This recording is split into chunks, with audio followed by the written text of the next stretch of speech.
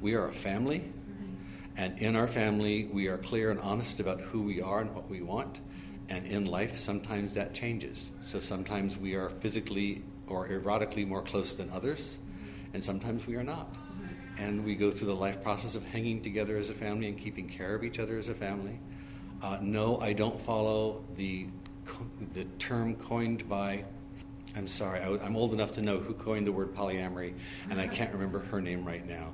And then people wrote books about polyamory and made rules about polyamory, and that's all nice, but no, I don't follow those rules, because once you have the rules in place, then you have the breakage of the rules, which is a betrayal of the system, and then you're wrong. So I'm a full-grown adult. I take responsibility for my own fuck-ups. When I fuck up, I apologize, and we move on. Yeah. So open marriage, different book, different people. No, we're a family. It's our thing. Awesome. Yeah. I am happy identifying as poly, although the way that my poly looks doesn't look very much like many other people's, and open fits a little better, I think. I also feel identified with our triadic relationship with Dina. Some poly people, of course, don't do triads, so that it is a triad is also significant to me. So those are sort of relational identity pieces. So we basically, when I speak of them, I generally just say my partners, and I know that there are discussions about they could be business partners. It's a partner. It's not an adequate word for all that it means to be partnered in this way with someone. But I don't care. I just use the word partner. At some point, someone will come up with a word that I'll go, that is the word. And actually, I want to say that it's. I'll finish answering your question, but I want to say that it's been exciting and also in some ways trying to live in a time of language change, of the kind of nomenclature change that we are engaged in the current moment in all of our alt sex and gender communities, in the United States at least, in which clearly new language helps open doors, shape possibility, helps people better describe their own reality. That's all so important. That's all so meaningful. And some of the language that's been part of my life since I was a teenager, including some of what I'm about to tell you about sexual identity and that kind of thing, some of that is now sort of in the crosshairs, being judged and found wanting. And I think the younger generation of people who are driving a lot of this language analysis and change don't necessarily understand the way it might land emotionally for a person who has lived a life with that kind of language as central or at least meaningful and used. Right, so as in the process of claiming and owning language that feels safe for them, they may be kind of sending negativity towards what has felt safe and close. That's to really interesting. There's a version of ageism that this intersects with. Yeah. There are various ageisms. Obviously, there's ageism against people who are young too. Sure, all of that, but it's something that I've noticed. It's something that I've seen cause some people pain and confusion. It's something that I've seen. I don't think I've ever been gone after per se around any of these issues. But I've seen people who have been gone after for using the quote-unquote wrong word. That's a word that they've used their entire lives since before people who are concerned about it were born. And there's got to be some time-space continuum reckoning in our communities, in my opinion. Sure. To tell somebody in the queer community that they are wrong for using a word all their life. Right, absolutely. This is the same thing that happens with queer. Mm-hmm. My cousin Charles was in the National Ballet of Canada for 35 years as one of the lead dancers. He was a character dancer. Yeah. And he asked me, what do you identify as? I said, I want queer is probably, he said, you can't use queer. It's a horrible word. You can't. Because he's an old homosexual, and queer was used as hate speech to him. And it's been not used. But it's been reclaimed. Right. But of course, old queers sometimes feel pain when they hear it. But I can't tell him who identified as a homosexual all his life. I mean, since 19 blah blah, when my granddad said, "There's no bars like that in this town. You have to go over to this." I mean, this is one family story. My grandfather, the drag queen, told my cousin Charles, the queen, there's no bars like that in this town. You have to go to this town to that bar. Mm-hmm. So that knowledge. Yeah. But I can't. Thank goodness for grandpas who know where the gay bar is. That's what I like. I can't make my cousin's life invalid because they identified as a word. I cherish him. I cherish what he did, and standing and being open, all that stuff. To say you how dare you use that word is hold it. No. Honor the people who came before you and say. They use that word. We have a different interpretation, and we cherish the fact that they did that, and they're very powerful for doing that. And we are now identifying under a different word instead of saying you're being oppressive and old. Absolutely. That's really I hadn't considered that, but as language changes quickly, that could be really othering for folks of other language generations. Well, youth often have to become other to become their own. Mm-hmm. And I understand that. Believe me, we did that. I've sure. done other all my life. I've done the other thing all my life. Yeah. And at the same time, we really have to recognize that anybody who stood up before us and said, "I am a person who does sex, and here is who I love and how I love," we must honor that. Otherwise, we're tearing our own house down. So, sore spot for both of us, huh? Yeah, definitely. Yeah. Well, I think it's. There's a buzz about this among older generation sex people who are like, look, we don't want to invalidate anybody's need to create the language that feels right and safe. Mm-hmm. We don't want to invalidate the process of looking at things critically, but there's layers of history and meaning that we also do not always trust is in the room with us when these things happen. Mm-hmm. And as I have been saying lately, if you try to look shit up on the internet before the year 2000, things that happened before the year 2000, you do not get the granularity you get today. Yeah. You do not find when I went and spoke at this and such a college in Western Mass in 1994. It isn't there. If I want to, and this is how I found this out, if I want to look up where I went, since my brain doesn't necessarily remember all those dates, if I want to remember that with the help of the internet, as anybody today could use the internet to do, and does all the time, right? Yeah, totally. Like when you Google yourself, partly it's just to figure out what it is that you needed to remember about yourself in order, whatever.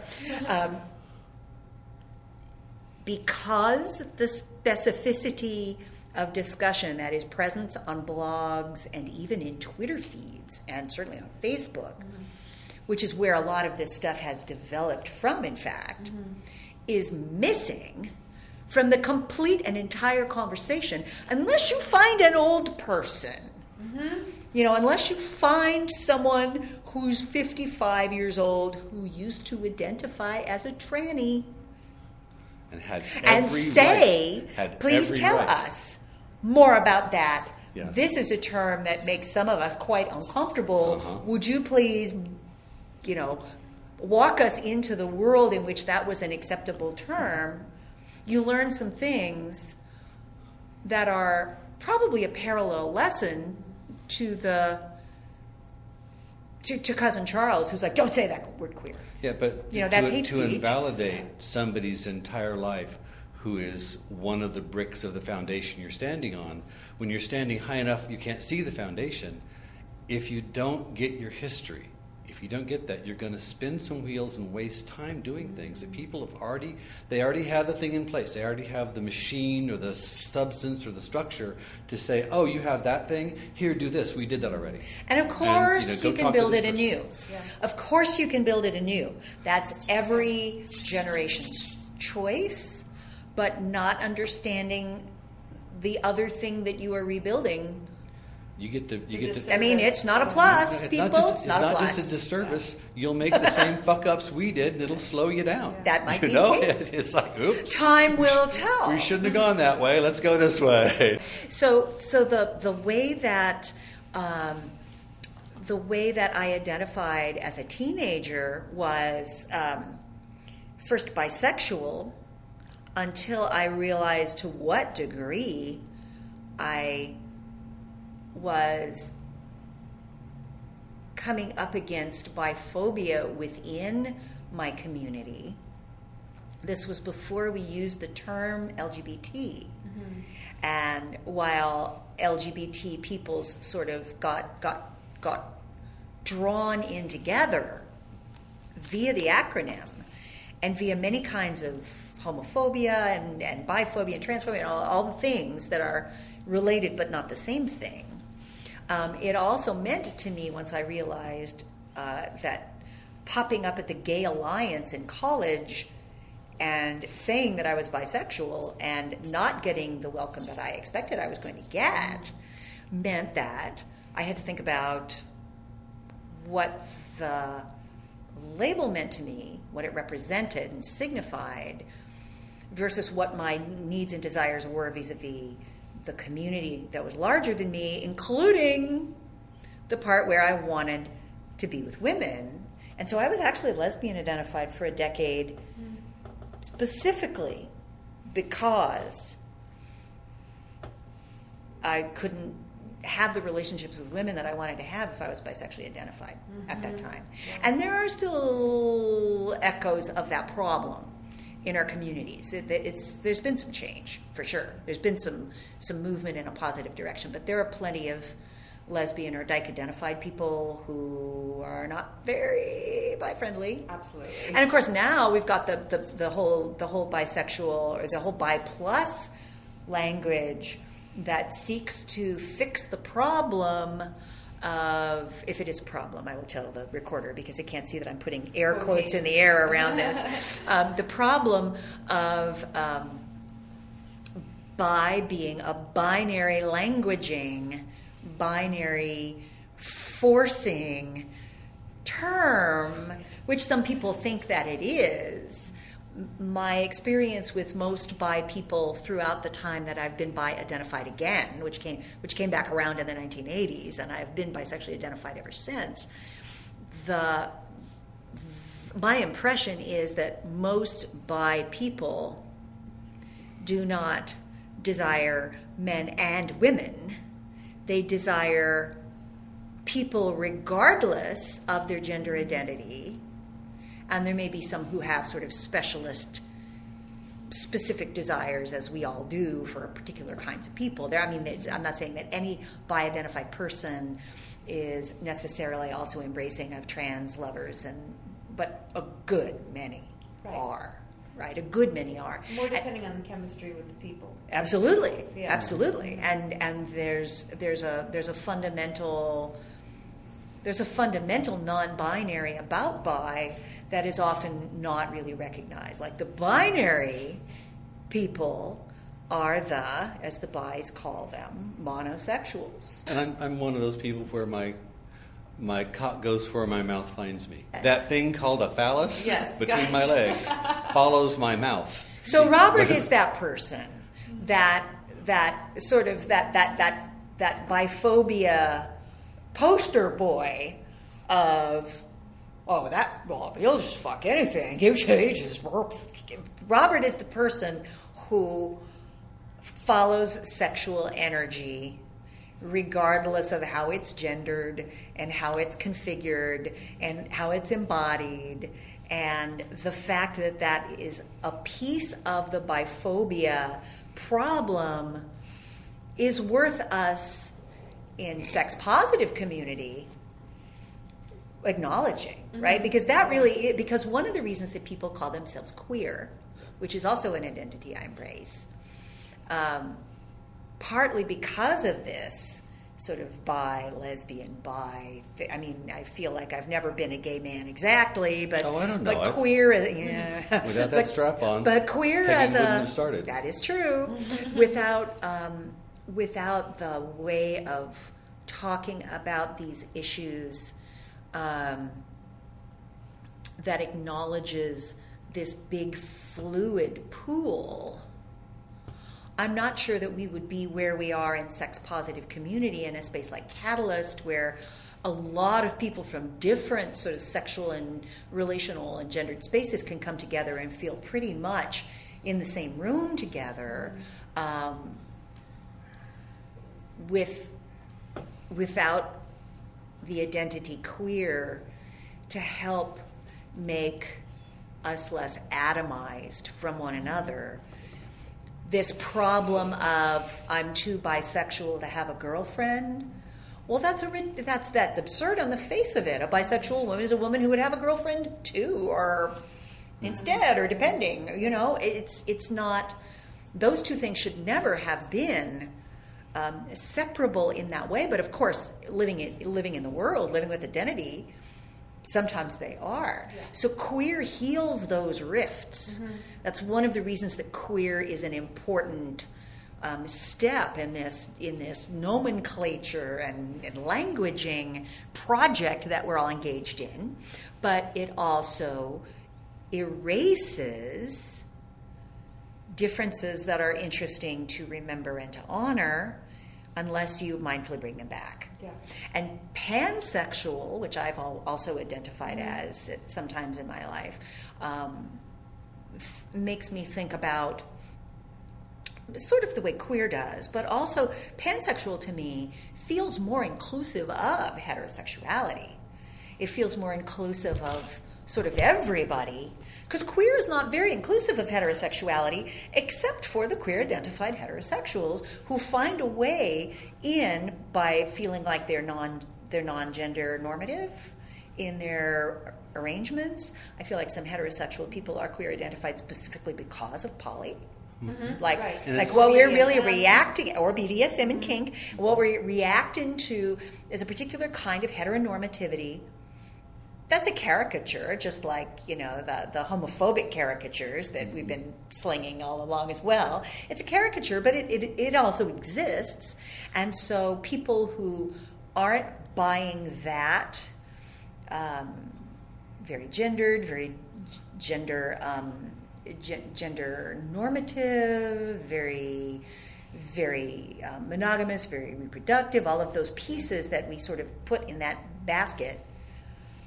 There's so many people besides LGBT people who don't identify with that, of course. Yeah. So having kind of what Robert was saying earlier, just that larger, like to take away that, you said it best, like that model of idealism, that anything else is not. It's humans are wonderful. It's an amazing thing that the universe has provided us thing, life that talks to itself and talks to others. But if I may go back about 2 steps, you used the word pansexual, and it's a perfectly good example of a word that was derived and used in a party called Lynx before the internet. However, there was a party called Black Sheets after the internet, and a party called Queen of Heaven before too that also used the word pansexual. However, on the internet, pansexual is used and referred to only at Black Sheets parties. And that's fascinating because there's history before that. Because internet. And it's like the same years. This is like 88, 90. There wasn't enough push on that word for the other parties. And the next party that grabbed it got identified, and that person got identified as a person who invented pansexual parties. So we kind of have to be careful of erasure happening, history erasure with pre-internet stuff. Oh no, absolutely, internet, yes. That's my position. Is that through bit rot, through oops, the website died, through let's put up a new website, through they did sell that, it's no longer there, that name is now used. This erasure I forgot to send is going money to GoDaddy. To happen. It isn't like not gonna, because can you still read 5 1/4 floppy inch? Did you ever? Oh, I have discs that I can't read get onto 3 1/2 inch? Can you read a jazz disc? A 100 jazz or a 250 jazz. See, all this stuff is gone. Yeah. If people don't read it, it can't be there. So Yeah, people are all, that what's he talking about? That stuff is rotting and it's going away. So we have a history. A CD of jazz music? What? We have a history that's about Yeah. We have a full history I actually that's did about think that for a that's moment. about 7 yeah that's about 7 years long in this history, and it dies. So all this for us really, unless we put it on paper, unless we put it on a durable medium that will last 50 to 150 years, it's the Dark Ages. All this stuff on the internet, stuff on the internet, stuff on the internet, stuff on the internet, stuff on the internet.